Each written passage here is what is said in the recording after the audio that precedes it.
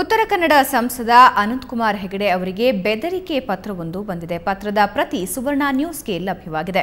July 23ರಂದು ಬರೆದು ಕಳುಹಿಸಿರುವ ಪತ್ರದಲ್ಲಿ ಸಂಸದ ಹೆಗಡೆ ಅವರನ್ನ ಕೊಲೆ ಮಾಡೋದಾಗಿ ಬೆದರಿಕೆ ಹಾಕಲಾಗಿದೆ.